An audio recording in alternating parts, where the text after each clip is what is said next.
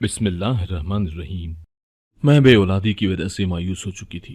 मैंने अच्छे अच्छे डॉक्टर से इलाज करवाया, पर कोई फायदा न हुआ। जब एक रोज अस्पताल के बाहर एक फकीरनी मिली, वो बोली, तेरा इलाज ऐसा नहीं होगा, बल्कि रोज एक मुर्गा पकाकर मगरिब की नमाज के बाद कमरे में रखा कर। अगर मुर्गा खत्म हो जाए तो समझ जाना एक हफ्ते में खुशखबरी मिलेगी, लेकिन याद रखना, गलती से भी अंदर देखने की कोशिश न करना। मैंने कुछ सोचते हुए उसकी बात पर अमल किया और रोज एक मुर्गा पका कर रखने लगी, जो वाकई खाली कमरे में खत्म हो जाता।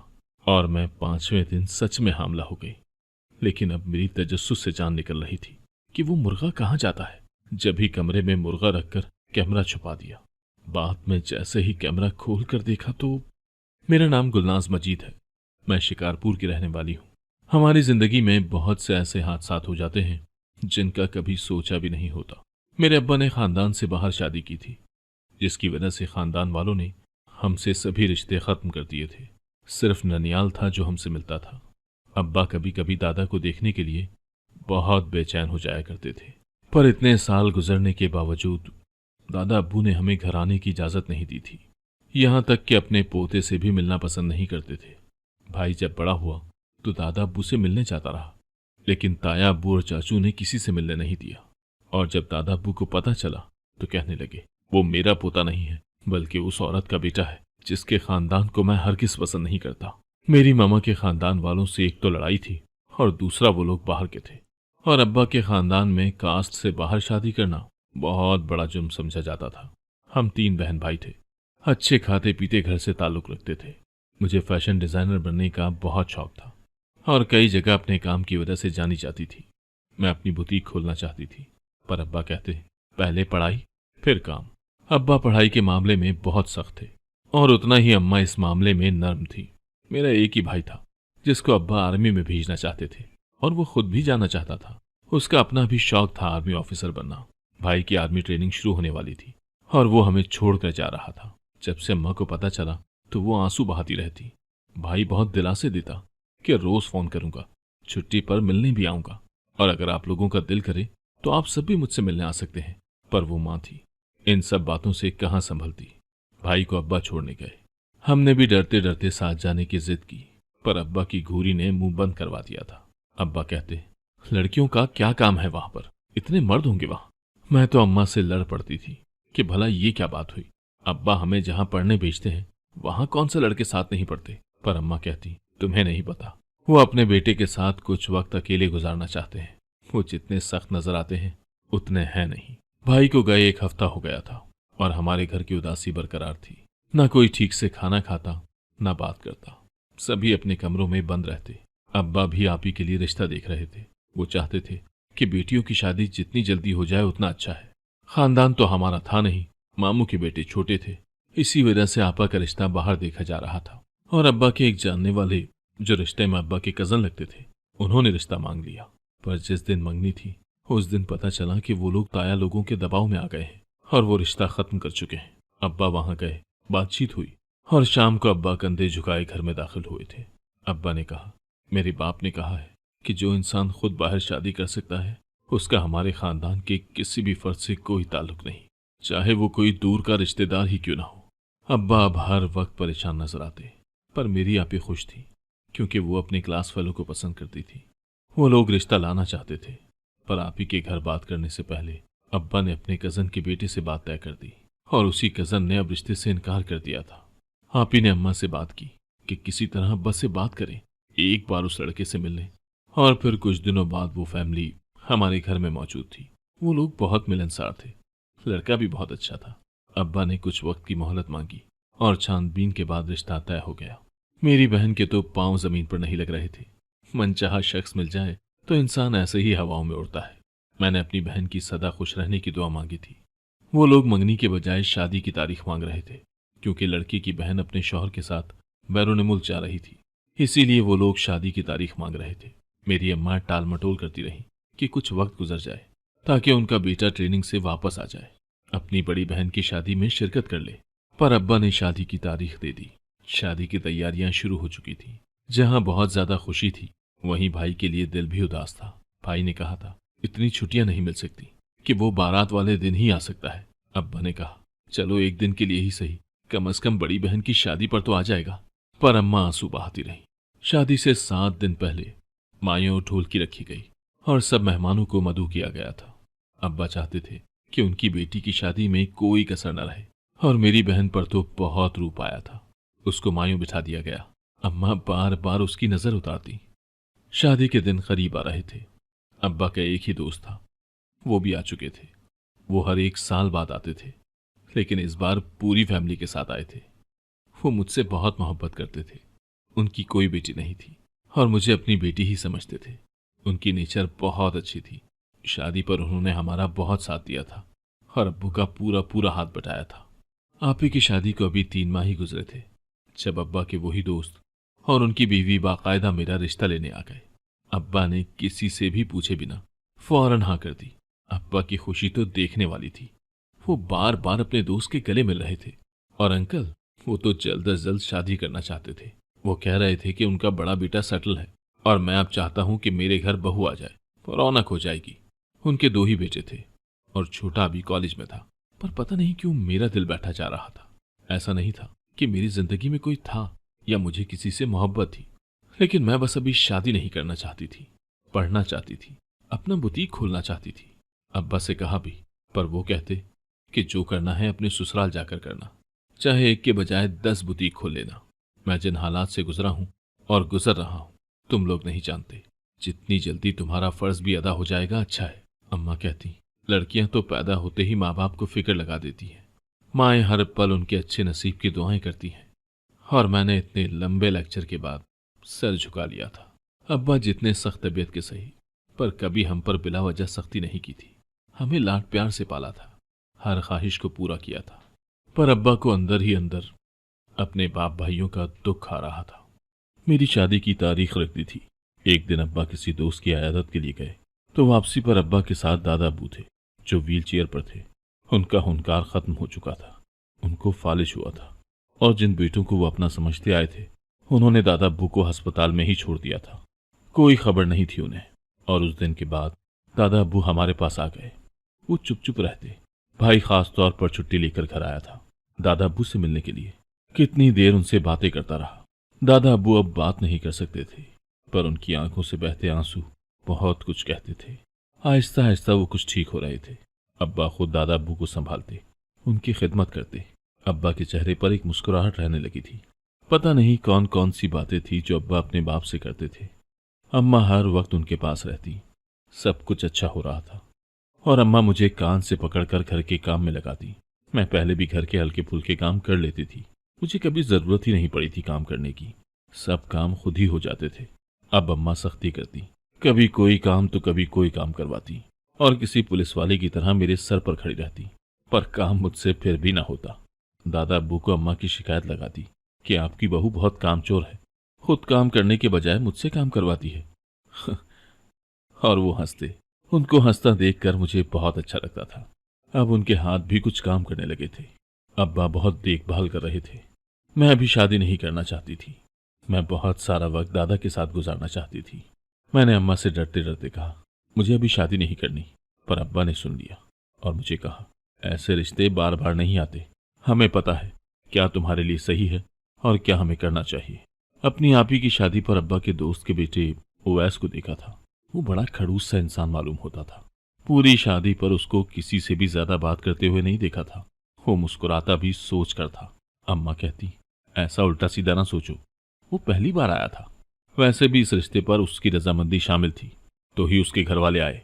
अगर उसे इनकार होता या कोई एतराज होता तो वो अपने वालिद को इनकार भी कर सकता था। अम्मा से कोई भी बात करना फजूल थी। वो एक ऐसी खातून थी जो किसी को मारता देख ले तो उसमें भी पॉजिटिविटी निकालने बैठ जाती थी। और मैंने तो कभी खड़ूस शौहर का तस्वुर भी नहीं किया था। मैं खुद से मुखातिब होती, अपने हाथों को देखती, क्या मेरे इन हाथों की लकीरों में किसी खड़ूस शौहर का अक्स भी है? मेरे हाथ पर कभी खड़ूस शौहर की कोई लकीर हो ही नहीं सकती थी।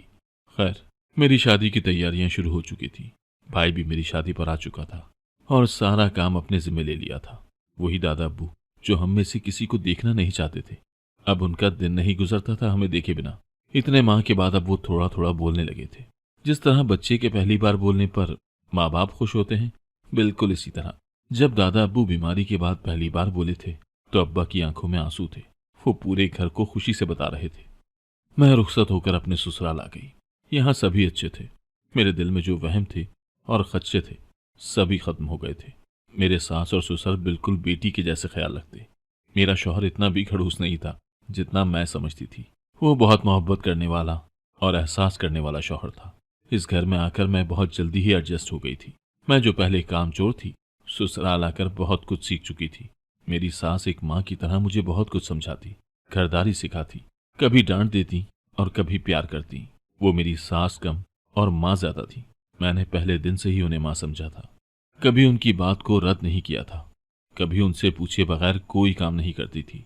मेरी माँ ने समझाया था कि कभी अपनी सास से मुकाबला मत करना, उन्हें माँ समझना। अपनी सास की डांट को अपनी माँ की डांट समझना। कभी उनसे बदतमीजी मत करना, तभी घर खुशहाल रहेगा। तुम्हारा शौहर भी तुमसे खुश रहेगा।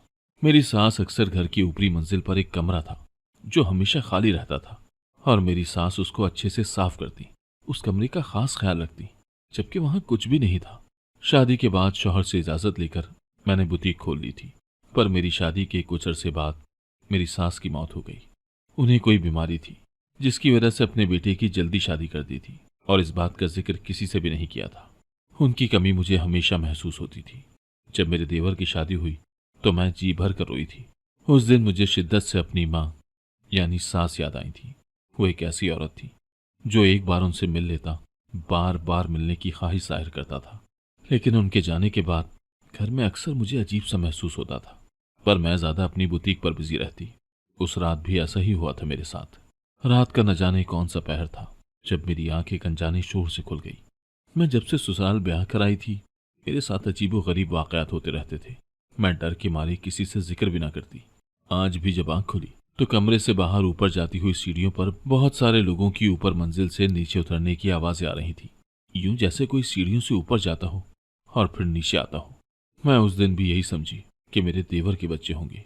वो अक्सर सीढ़ियों पर ऐसे ही भागते हैं और कभी यहीं खेल रहे होते हैं। पर रात के इस पहर मुझे अजीब सा खौफ महसूस हुआ। मैंने देवर के बच्चों के कमरे चेक किए तो वो दोनों गहरी नींद सो रहे थे। मेरा दिल जोर जोर से धड़क रहा था। क्या मेरा शौहर सही कहता है कि मुझे वहम की बीमारी हो चुकी है? क्या सिर्फ मुझे ही आवाजें सुनाई दे रही हैं? मैंने हैरत से खुद से सवाल किया था। आवाजें मुसलसल बढ़ती जा रही थी, पर मेरे अंदर अजीब सी बेचैनी भी थी कि आखिर रात के इस वक्त कौन ऐसे बातें कर रहा है। मैं आहिस्तगी से सीढ़ियां चढ़ने लगी। ऊपर खुले हुए दरवाजे की दाहिनी तरफ गर्दन घुमाई जहां से आवाजें आ रही थी। ऊपर वाला ये कमरा हमेशा खाली रहता था। जब सास जिंदा थी तो वो इस कमरे की खुद सफाई करती, खुशबू का छिड़काव करती, पर कभी मैंने गौर नहीं किया था और न ही पूछा था कि वो ऐसा क्यों करती हैं। और वो हर रोज रात को इस कमरे में खाना भी रखती थी। चूंकि मैंने शादी के बाद अपनी बुटीक खोलने का प्रोग्राम बना रही थी, इसीलिए घर की तरफ ध्यान ही नहीं था कि कौन क्या कर रहा है। पर कई बार सास को ऐसा करते देखा था और मैं समझी थी कि शायद उनको थोड़ा दिमाग का मसला है। जैसे ही वो खाली कमरा खोल कर देखा तो अचानक आवाजें बंद हो गई। गोया मेरे सर पर आसमान ही गिर पड़ा। वहां पर कोई भी नहीं था। मेरे जहन के समझने के लिए ये बहुत बड़ी बात थी कि ऐसा कुछ भी होता है जो सुनाई तो देता है पर दिखाई नहीं देता। मुझे ऐसा लग रहा था जैसे मुझे अलर्ट किया जा रहा हो। मुझे सारी रात नींद नहीं आई। शौहर को बताती तो वो तो मुझे पहले ही वहमी समझता था। हर शादी को 5 साल होने वाले थे। मेरी औलाद भी नहीं थी। हर वक्त एक डर लगा रहता था। अगली सुबह उठकर जब मैंने रात का वाकया अपने ससुर को बताना चाहा तो उन्होंने मेरी बात सुनी अनसुनी कर दी। कहने लगे, बेटी ये सब वहम होता है। तुम आजकल टेंशन भी इतनी ले रही हो और फिर सारा दिन बुटीक देखती हो। हमें हमारी सोचें रात को ख्वाब बनकर तंग करती हैं। तुम परेशान ना हुआ करो। पर पता नहीं क्यों उनके रवैये में कुछ ऐसा था जो मुझे चौंका गया था, जैसे वो कोई राज छुपाना चाह रहे हो। 1-2 बार देवरानी से पूछा तो वो कहती, भाभी मुझे कभी कोई आवाज सुनाई नहीं दी। आप बिला वजह इस चीज को दिमाग पर सवार कर रही हैं। अगर कुछ होता तो हमारी सास भी लाजमी बताती।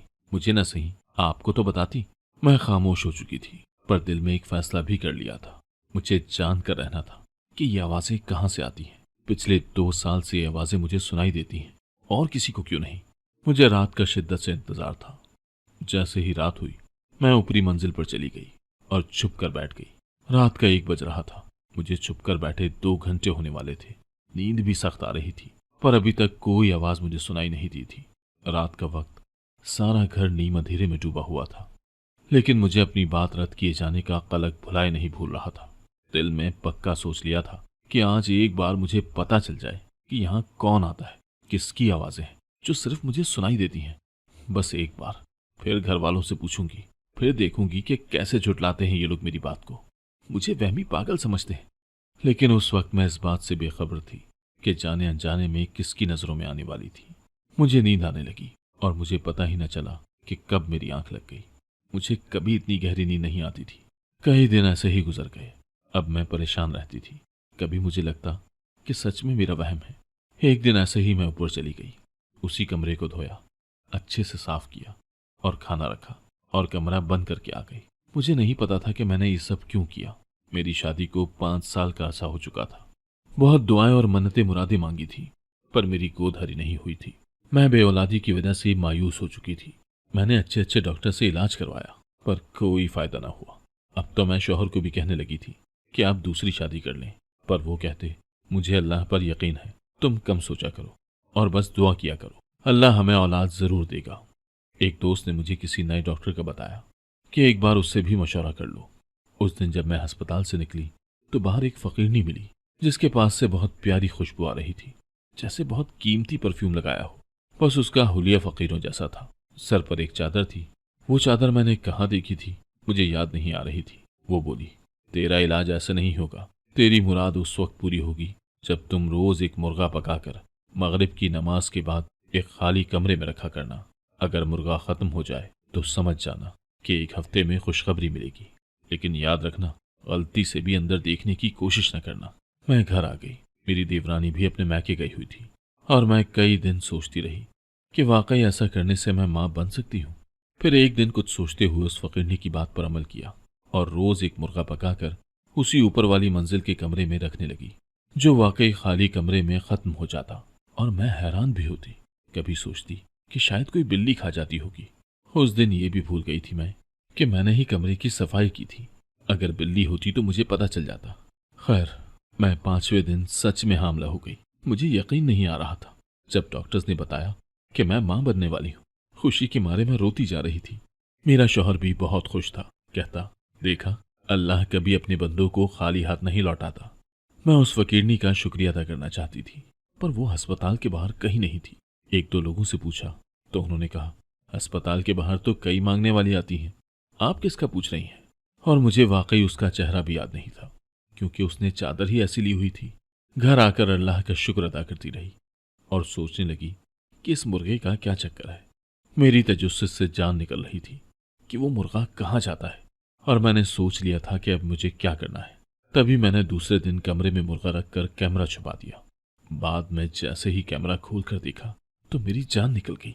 कैमरे के अंदर मैं मुर्गा रखकर वापस मुड़ी थी और अचानक एक औरत और उसके साथ 4 लोग और थे, जैसे उस औरत के बच्चे हों। वो मुर्गे को खा रहे थे, लेकिन वो औरत वही फकीरनी थी।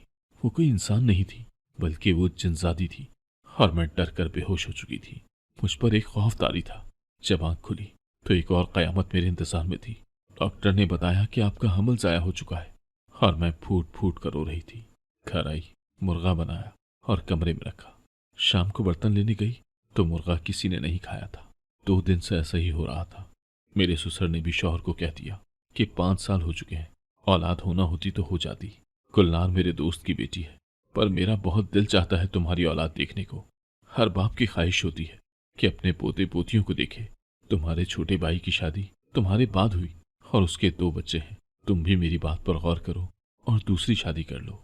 मैं अपने ससुर और शौहर की बातें सुनकर टूट चुकी थी, लेकिन मैं अपने शौहर को किसी और का होता देख बर्दाश्त नहीं कर सकती थी। उस दिन मैंने उसी ऊपरी वाली मंजिल के कमरे को धोया, अच्छे से साफ किया। उस वक्त मुझे याद आया, उस फकीरनी पर जो चादर थी वो तो मेरी सास की थी, पर वो उस फकीरनी को जो जिनजादी थी उसके पास कैसे आई? मुझे साल होने वाला था उस कमरे की सफाई करते हुए।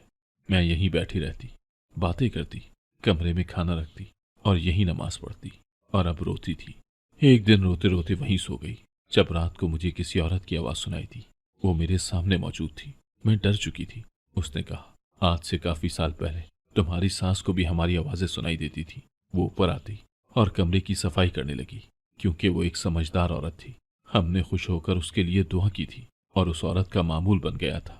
वो हमें खाना देती थी और एक दिन जब उसकी बेटी की शादी थी, उसने खुश होकर अपने सर की चादर यहाँ रख दी और कहा, मैं मरने वाली हूँ, पर तुम लोग यहीं रहना, मेरे घर का ख्याल रखना।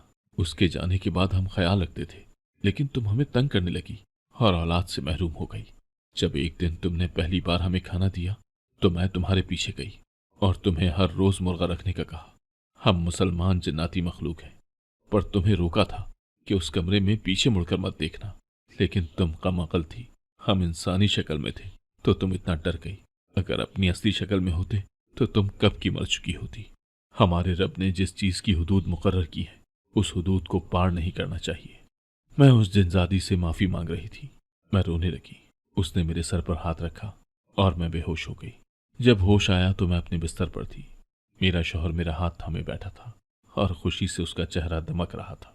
मेरे शौहर ने कहा, गुलनार, मुबारक हो, तुम मां बनने वाली हो। और मैंने फौरन शुक्राने के नवाफिल अदा किए। 7 साल गुजर गए। मेरे 2 बेटे हैं और मैं आज भी उस कमरे का बहुत ख्याल रखती हूँ। वहां रोज खाना रखती हूँ, जिससे मुझे एक सुकून मिलता है और मैं मुस्कुरा देती हूँ। नाजरीन, अगर आपको हमारी आज की ये कहानी पसंद आई तो इसे अपने दोस्तों के साथ शेयर करना मत भूलिएगा। और अगर आप हमारे चैनल पर नए हैं और अभी तक आपने हमारा चैनल सब्सक्राइब नहीं किया, तो सबसे पहले हमारे चैनल को सब्सक्राइब जरूर करें